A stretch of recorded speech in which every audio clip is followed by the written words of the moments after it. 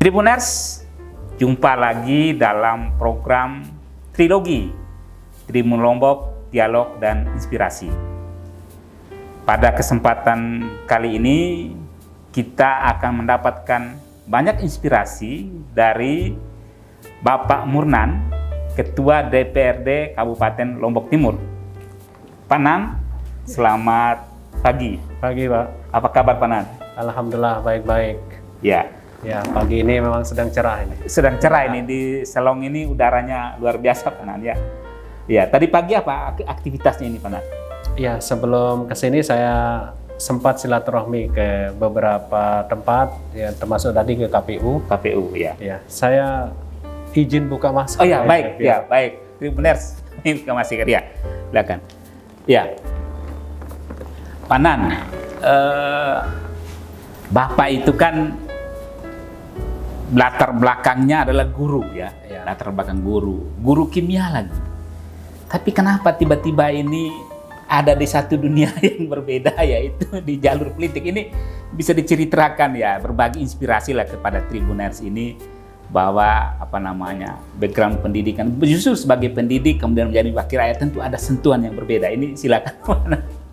Iya, sebetulnya ini berjalan alami kalau ya. di dunia politik. Kalau memang ini berjalan seperti itu, ya saya bilang, ya alhamdulillah ini bagian dari cara saya barangkali untuk mengabdi kepada masyarakat ya, yang lebih luas dibanding dunia pendidikan. Walaupun dunia pendidikan juga sangat luas. Ya. Memang background awal saya sejak di kampus itu sudah berniat untuk mengabdi di dunia pendidikan, dan itu sudah kita lakukan. Dan lebih luas lagi, alhamdulillah sampai hari ini kami juga mendirikan sekolah. Ya. Oh iya. Mendirikan sekolah untuk melanjutkan apa yang menjadi cita-cita awal ya. Jadi lalu ceritanya sampai Pak Nan kemudian ya hampir sudah 10 belasan tahun lah saya kira di politik ini, itu seperti apa dulu? Kan awalnya tentu ngajar dulu ya Pak Nan ya, ngajar dulu kemudian tapi akhirnya memilih di jalur pengabdian yang seperti sekarang ini ya. Ya tentu ya banyak faktor ya yang melatar belakangi kemudian memang bergerak di semua lini saat ini, baik dunia pendidikan, di dunia politik, kemudian di dunia sosial ya. Ya tentu itu semua juga karena lingkungan. Lingkungan kami, saya khususnya di kampus, ya banyak juga berinteraksi sama mereka yang ada di dunia politik. Begitu juga organisasi ketika masa di kampus, ya banyak menyentuh hal-hal seperti itu. Ya karena pada prinsipnya hidup kita ini agar bagaimana dia bermanfaat buat orang banyak. Itu sehingga ketika kami atau saya sendiri misalnya bersama teman-teman selesai dunia pendidikan di strata S1-nya, ya saya kemudian bersama teman-teman aktif di dunia politik. Ya. Walaupun dunia sosial, dunia pendidikan kami tidak tinggalkan. Saya tidak tinggalkan. Ya sebagai pribadi. Ya setelah selesai di kampus, ya tentu saya coba mengabdi di dunia sekolah, dunia pendidikan sesuai dengan jurusan saya. Ya di pendidikan yang waktu itu ya memang pendidikan kimia masih langka. Dan ya, itu juga masih sekolah banyak yang butuh. Betul ya, itu guru langka itu. Waktu itu termasuk kami waktu itu alhamdulillah langsung diberikan kepercayaan mengajar di kelas 3 SMA. Ya. Dan saya pikir di kelas 3 SMA waktu itu tidak ada yang terlalu berminat, tetapi banyak juga ternyata murid-murid saya ada berapa yang saat ini juga menjadi dirut BUMD tingkat provinsi. Ada murid saya yang pertama dan masih mengingat Pak Nan ya. Ya, masih mengingat. Dia termasuk dia juga aktif di dunia politik ternyata. Ya. Karena dia ngambil jurusan kimia ketika kuliah selepas SMA, kemudian sekarang aktif sebagai seorang dirut di salah satu BUMD di tingkat provinsi. Ya, tentu dengan latar belakang Pak Nan sebagai guru ya, sebagai pendidik itu, ketika sekarang ya sudah 10 tahun ya Pak Nan mengabdi di, ini sudah periode yang kedua. Ya. Saya dan semua masyarakat pasti juga mengingat Pak Nan dengan background sebagai pendidik. Ini Pak Nan melihat pendidikan kita ya sekarang ini kayak apa Pak Nan? Mungkin secara luas, kemudian kira-kira prakteknya di Lombok Timur ini kayak apa nih? Pak Nan pasti punya catatan-catatan. Ya, saya kira di dunia politik ini karena kita menjadi wakil rakyat, ya juga tidak terlepas memang dengan isu pendidikan. Isu pendidikan ya. Pendidikan kita ini tentu harus kita perjuangkan agar menjadi lebih baik untuk masa yang akan datang. Ya tentu tidak lepas dari bagaimana politik anggaran. Ya. Tapi di dunia pendidikan secara umum memang Lombok Timur kita ini masih relatif di bawah dibanding kabupaten kota yang lain. Nah ini menjadi tantangan tersendiri. Kenapa ini juga terjadi? Ya saya lihat karena memang penduduk Lombok Timur ini paling besar di NTB ya. Kabupaten kota yang lain. Nah ini menjadi tantangan sendiri. Satu sisi anggaran kita masih tidak terlalu besar. Nah kira-kira berapa Pak? Anggaran kita sekarang aja masih 22%. Memang lebih tinggi dari yang diamanatkan undang-undang. Undang-undang ya. Tapi namun itu pun masih kecil ya Pak ya, masih kecil ya. Namun demikian kita punya sekolah yang sangat banyak, siswa yang besar. Gitu. Sekolah kita aja hampir 700-an yang tingkat sekolah dasar, belum sekolah SMP-nya. Ya, ini besar. Nah otomatis ini harus menjadi perhatian pemerintah, sebenarnya harus menjadikan dia prioritas. Namun sampai saat ini memang masih kita lihat kurang. Kenapa? Kurangnya itu kalau misalnya di dana BOS misalnya yang pemerintah kucurkan masih terbatas. Ya. Nah bagaimana untuk peningkatan kapasitas tenaga pendidik? Ini butuh anggaran, butuh resources untuk mendukung agar kapasitas mereka semakin meningkat dari hari ke hari. Karena tidak saja era sekarang ini siswa yang belajar, tapi guru juga harus belajar. Ya. Semua kita harus menjadi pembelajar. Nah ini tantangan kita ke depan ya tentu harus kita mengikuti perkembangan yang saat ini ya era digital yang sekarang sudah informasi menjadi penting. Itu harusnya menjadi prioritas dan pemerintah seharusnya sudah beradaptasi dengan itu dan harus mengikuti perkembangan. Nah ini yang sebenarnya kita dorong di dunia pendidikan ini. Bukan saja sebetulnya di dunia pendidikan, di semua bidang juga kita dorong untuk itu. Karena proses pembangunan kita tidak bisa kita samakan yang dulu dengan sekarang. Ya perkembangan dan perubahan, proses transformasi terjadi saat ini ya tidak bisa lepas dari perubahan global yang saat ini. Kalau kita tidak mengikuti perubahan perkembangan saat ini, ya bagaimana mungkin kita akan menjadi maju, daerah yang maju begitu ya? Ya tidak bisa. Dalam proses pembelajaran, tentu pandemi ini Pak Nan pasti mengajarkan banyak hal kepada kita ya, pandemi selama 2 tahun ini. Sekarang pun masih ya, sekarang pun belum dibolehkan untuk PTM kan sekarang ini ya. Kira-kira teknologi yang dimanfaatkan atau menurut Pak Nan apa sekiranya yang perlu dibenahi di dunia pendidikan ini khususnya, baik terutama tenaga pendidiknya ya, itu yang perlu ada sentuhan baru tadi yang Pak Nan bilang, kita jangan lupa ini sudah era digital ini, apa sih? Iya, saya kira ini adalah bagian dari momentum sebetulnya perubahan itu, perubahan era digital, era industri teknologi ini. Ya alhamdulillah sebagian besar memang sudah ada yang mampu beradaptasi, terutama guru-guru kita yang masih muda.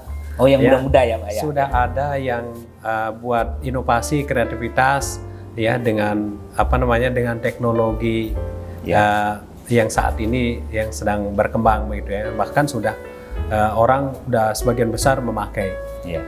Baik itu dengan media elektronik, dengan media audio visual. Ya, itu sudah mulai dilakukan, tapi itu masih terbatas. Nah, momentum ini sekali lagi harus betul-betul kita manfaatkan untuk melakukan perubahan, ya, dalam rangka untuk sebenarnya melakukan lompatan, ya, terhadap bagaimana dunia pendidikan kita harus punya kualitas, punya mutu. Ini yang kita harapkan sebetulnya. Nah, mudah-mudahan ini didukung oleh pemerintah khususnya dalam anggarannya ya, dalam memberikan alokasi anggaran. Kan itu yang kita harapkan. Tapi sekali lagi ini kan learning by doing. Jadi terus kita berproses. Jadi sambil belajar, sambil bekerja, terus belajar juga ya, sambil dua-duanya jalan. Nah mungkin dalam aspek pelayanan pemerintahan yang lain juga Pak Nan ya. Jadi era digitalisasi ini memang harus dimanfaatkan. Minimal misalnya di pelayanan publik ya, kependudukan, dokumen, kemudian mengetahui bagaimana pencapaian suatu instansi, itu kira-kira juga memang mestinya ke sana Pak Nan ya? Ya, sebetulnya kami di DPRD mendorong sejak lama ya proses digitalisasi ini. Ya contoh saja misalnya untuk pendapatan daerah. Ya kita tidak yakin misalnya bisa maksimal kalau masih manual seperti itu.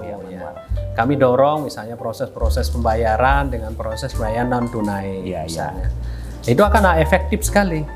Ya artinya kita tahu transaksi-transaksi yang terjadi di dunia ekonomi ya, di tempat-tempat layanan publik yang memang di situ ada dunia bisnis, dunia usaha. Ya, kalau kemudian kita tidak punya data real, ya mana mungkin kita mendapatkan juga pendapatan yang real kan begitu. Nah, harapan kami sebetulnya ya kalau ini semua bisa online masih akan maksimal. Nah, ini yang kami dorong. Ya, selama masih bisa dan bisa kita atur, bisa dengan regulasi yang ada, ya saya kira ini akan lebih memberikan multi efek yang cukup besar bagi daerah. Nah, di samping itu ya tentu kinerja pemerintah daerah ini harus kita dorong. Karena saya kira masih perlu daya dorong yang kuat. Lebih kuat ya. Baik dari top mind, top leader kita, ya. Kemudian dari para pengambil kebijakan, ini yang harus kita dorong sebetulnya agar tidak kita nyaman pada zona nyaman. Justru kita harus seharusnya sebelumnya kita harus sudah beradaptasi dengan teknologi era digital yang saat ini ya sudah begitu dahsyat ya perkembangannya. Masuk di ruang kehidupan, di ruang pemerintah, ruang layanan masyarakat yang saat ini sudah menjadi kehidupan sehari-hari dari sudah jadi bagian keseharian lah ya masyarakat kita. Apalagi terus terang ya Pak Nan, Lombok ini kan hari-hari ini Pak Nan, itu sedang menjadi pusat perhatian dunia ini dengan adanya sirkuit Mandalika, ini MotoGP yang tinggal 2 hari lagi akan berlangsung di sini. Ini kan Lombok Timur dengan Rinjaninya ya kan? Di sini juga objek-objek wisata yang luar biasa, ada Pantai Pink, ada Pulau Pasir dan masih banyak lagi sendiri. Nah, mungkin momentum Mandalika ini Pak Nan ya, momentum Mandalika ini kira-kira Pak Nan punya kesan apa Mandalika ditarik ke kepentingan kebutuhan Lombok Timur sendiri, itu seperti apa Pak Nan? Iya, sebetulnya ada beberapa ide yang menjadi pemikiran kami di Lombok Timur sebelumnya dengan event yang ada di Lombok Tengah ini, karena kita mau tidak mau ini udah menjadi tetangga sebelah bukan lagi miliknya Lombok Tengah saja itu dan kita harus memberikan kontribusi juga dan seperti apa harus kita lakukan di sini. Lombok Timur ini daerah agraris penghasil pertanian yang cukup, sehingga suplai sumber makanan saya kira ini menjadi penting sebetulnya. Kalau kita atur Kalau kemudian kita kita atur sedemikian rupa agar misalnya para petani pengusaha kita di sini bisa mensuplai makanan, kebutuhan makanan bahan pakan di Lombok Tengah ini Lombok Tengah selama ada event ini termasuk untuk dunia pariwisata sebetulnya. Itu satu. Sisi lain konektivitas ini seharusnya sudah dibangun oleh stakeholder, mungkin difasilitasi oleh pemerintah. Baik itu misalnya kita pariwisata, konektivitas, agen misalnya di ini, ini harus membangun korelasi konektivitas yang efektif mestinya, menjadi satu kesatuan, tidak terpisah. Ini sekarang kan kesannya sendiri-sendiri. Masih sendiri-sendiri Kalau sendiri-sendiri ini akhirnya bersaing, akhirnya kesan monopoli ada, ya kan? Kalau kemudian, mohon maaf yang saya contohkan kemarin itu, misalnya kita membangun sama-sama pasaran online misalnya tentang penginapan misalnya yang di Lombok Timur misalnya seperti apa? Ya tidak, kalau yang berkembang sekarang ini kan ada isu bahwa ada monopoli, ada yang menjual penginapan yang cukup mahal. Mahal ya, harga lebih mahal ya. Nggak ada pembanding. Nggak ada pembanding. Mestinya misalnya ada agent yang menjual secara online ini dengan harga ini, dengan harga dan ini. itu terbuka, semua ketahuan. Iya, terbuka. Jadi orang akan punya pilihan. Oh, ini harganya tempat yang sama beda nih di agen yang ini gitu. Nah ya seperti itu mestinya dibangun sekali lagi konektivitas jaringan termasuk keagenan. Ya.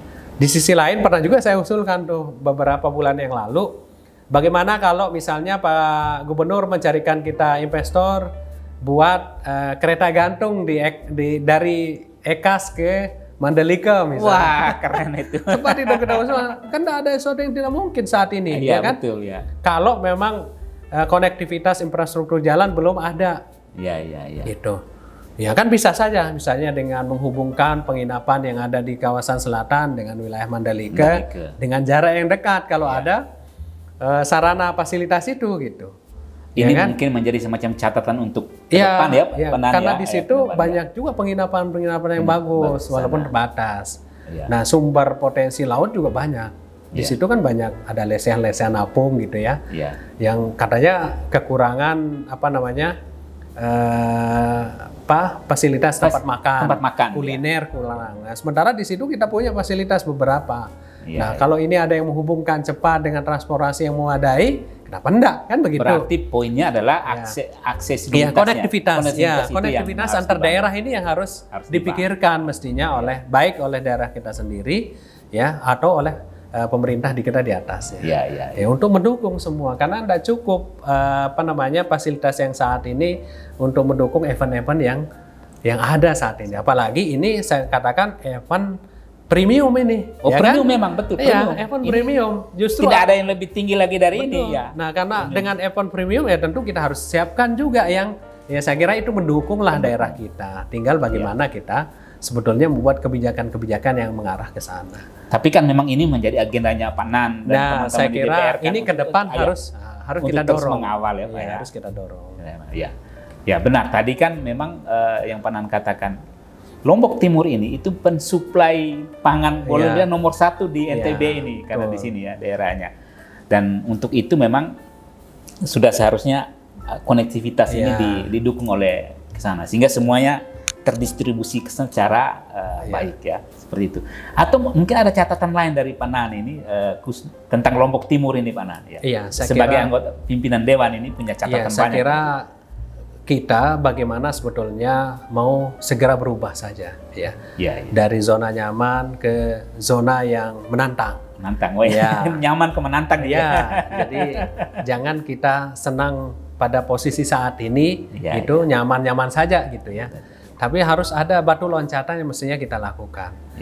Karena sebetulnya kalau sistem pemerintahan ini kan sudah bagus, sudah ada aturan. Ya kalau di Lombok Timur ini artinya APBD ini sudah ada alokasinya ya kan, ada DAK sudah jelas peruntukannya, ini sudah jelas supaya tidak adanya pemerintah ada tidak adanya top leader misalnya, ini sebenarnya sudah akan jalan secara natural gitu dan perkembangan juga seperti itu. Nah dengan keberadaan kita ya sebagai pengambil kebijakan baik bupati atau level tingkat itu ya mestinya kan ada batu loncatan yang harus untuk terutama ke depan karena ini sudah ada di depan mata kita, peluang itu sudah ada. Nah tinggal sekarang bagaimana memikirkan dan merencanakan hal itu untuk masa yang akan datang. Nah di tengah persoalan seperti ini juga memang proses edukasi tengah masyarakat terkait dengan perubahan-perubahan ini juga terus kita harus lakukan. Ya kan, itu menjadi tantangan tersendiri. Nah karenanya pembangunan SDM sumber daya ini memang tidak bisa pemerintah saja. Semua terlibat, termasuk media yang mudah-mudahan ini juga memberikan proses transformasi perubahan yang lebih cepat, terutama dalam proses berkembangnya wawasan masyarakat kita terhadap perubahan yang begitu cepat ini gitu. Apalagi saat ini sebentar lagi lompatan-lompatan perubahan itu justru sudah akan terjadi. Prediksi para ilmuwan para ahli itu ya 2025 katanya sudah era kita era 5.0. Iya, bukan lagi 4.0 ya. Bukan 4.0 saja. Sekarang ini kan sebentar lagi ini ya ditambah dengan tantangan bahwa akan terjadi ledakan yang dahsyat ya. Atau bonus demografi, bonus demografi yang bonus demografi ini justru menjadi tantangan tersendiri kalau kemudian kita tidak melakukan pemberdayaan, ya pemetaan yang bagus terhadap sumber daya yang kita miliki saat ini. Ya, gitu. Ya. Panan, Bapak ini kan di tengah kesibukan sebagai pimpinan dewan, sebagai wakil rakyat yang harus ketemu konstituen, rapat-rapat, koordinasi segala macam itu. Tapi masih melanjutkan studi S2 ini. Ini menarik, ini inspirasi buat orang-orang muda ya. Bagaimana itu mengatur waktu sehingga masih bisa dan saya tahu dengar katanya sudah mau selesai juga ini tesisnya. Bisa dibagilah kepada Tribuners ini. Ini kata menarik ini. Orang bijak itu semakin sibuk semakin bisa ngatur waktu. Oh gitu ya. Nah, saya pedomani itu. Masa orang bisa kita enggak. Bisa, kita belajar dari apa yang sudah orang lakukan. Ya, kemudian kita menyesuaikan dengan kondisi saat ini. Ya, saya kira ini merupakan kewajiban. Ya, kewajiban personal kita. Ya, tentu hari-hari kita ini ya harus kita terus menambah wawasan gitu ya. Jadi belajar tidak boleh berhenti ya, Pak ya. Belajar tidak boleh berhenti. Ya, apalagi agama mewajibkan kita. Itu, ya kan. Nah, dengan tuntutan kerja juga ya paling tidak kita harus semakin memahami bahwa perubahan ini harus didukung dengan pemikiran yang semakin luas begitu. Tidak cukup hanya dengan perasaan sesaat atau pemikiran lintasan pikiran, tidak bisa. Ya harus didukung dengan proses secara ilmiah juga ya. Apa yang terjadi? Walaupun proses politik itu sebenarnya proses yang sangat singkat, ya kan? Apa yang terjadi hari ini bisa saja besok berbeda. Kalau politik. Namun politik itu dia akan menjadi berkualitas kalau didukung oleh fakta-fakta dan data-data ilmiah. Gitu. Sehingga dia akan menjadi akan menghasilkan produk politik yang berkualitas. Itu yang kita. Itu gimana membagi waktunya ini Pak Nan? Tentu lagi pimpin sidang, kemudian pasti harus turun ketemu konstituen, terima aspirasi. Ini dengan kuliah ini gimana ini? Bisa jalan ya? Ya, saya kira masing-masing sudah punya waktunya punya waktu.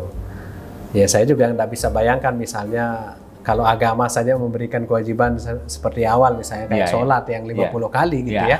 Nah, sekarang kita 5 waktu, saya kira punya itu dan semua kita punya waktu yang sama. Ya kan? Orang yang sesibuk apapun, misalnya presiden saja di level kenegaraan misalnya, bagaimana sibuknya? Bisa juga melakukan masih bisa camping juga. Apalagi kita ada di daerah yang ruang lingkupnya masih lebih sedikit. Gitu. Ya, orang yang punya ruang lingkup luas saja masih bisa. Ya, saya kira semua kita punya waktu yang sama. Dan Pak Nan masih punya keinginan kalau setelah S2 ini masih mau lanjut ke S3 kan Pak? Saya ketika saya ditanya sama para dosen saya misalnya mau lanjut S3, saya siap. Saya bilang begitu. Ya, karena ini adalah satu yang saya kira menjadi bagian dari pengalaman, menjadi pembelajaran, proses pembelajaran buat saya pribadi, baik di dunia lapangan maupun di dunia ini akademik. Ngambilnya apa? S2-nya ini tentang apa? Bisnis atau tentang apa? Inovasi. Ya. Tentang inovasi.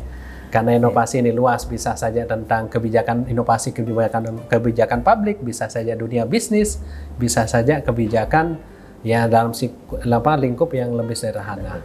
Ya. Saya kira ruang lingkupnya bisa diatur sesuai dengan kita seperti apa berkreasi. Dan Pak Nan pasti merasakan ya sambil aktivitas sebagai dewan dengan sambil kuliah itu justru lebih produktif Pak ya? Iya, terasa karena berbagi pengalaman dengan teman-teman juga itu sesuatu yang berbeda, ya kan? Pasti ketemu dosennya lebih muda, teman-teman juga banyak yang lebih muda. Karena kebetulan juga saya temannya sekelas itu ada yang dari luar negeri juga ada. Oh ya. Ya dari Argentina ada, dari kuliah di UTS itu. Iya. Ya sama, mereka sering berbagi pengalaman. Pengalaman juga. Ya enak juga gitu.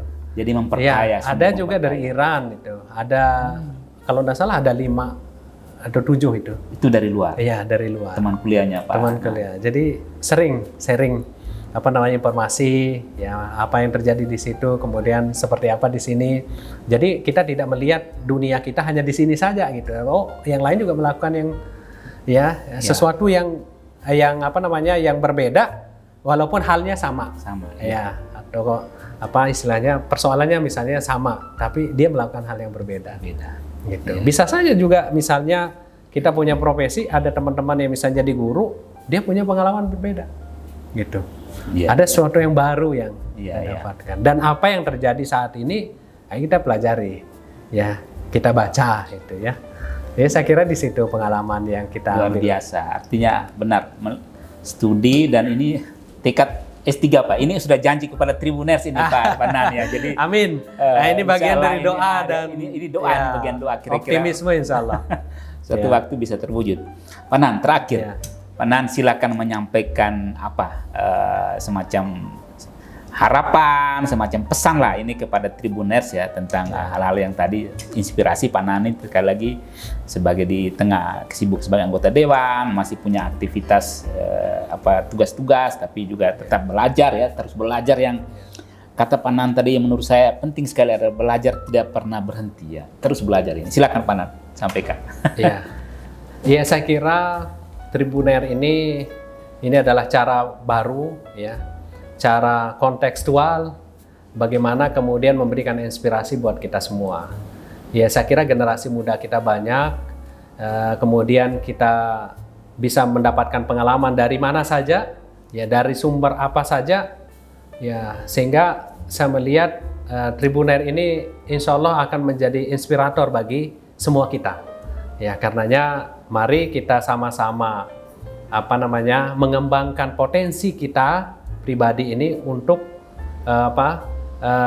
melakukan kolaborasi, melakukan inovasi, berkreativitas ya di semua bidang ya, tidak saja di dunia politik, tidak saja di dunia pendidikan, tetapi di semua bidang ya saya kira dengan pengalaman yang banyak akan menjadikan kita semakin dewasa, menjadikan kita semakin fokus dengan apa yang menjadi expert kita tentunya dalam rangka untuk mengabdi di tengah-tengah masyarakat kita. Ya saya kira apa yang kita lakukan tidak akan mengkhianati hasil. Saya kira itu dari saya. Assalamualaikum warahmatullahi wabarakatuh. Baik, terima kasih Panan. Tribuners, demikian dialog inspirasi kita kali ini. Ada banyak inspirasi, ada banyak motivasi, ada banyak pesan yang sudah dibagikan oleh Panan ya. Beliau sehari-hari ya ketua DPRD dan wakil rakyat, tetapi beliau punya banyak hal yang dilakukan dan kiranya memberi inspirasi untuk kita semua.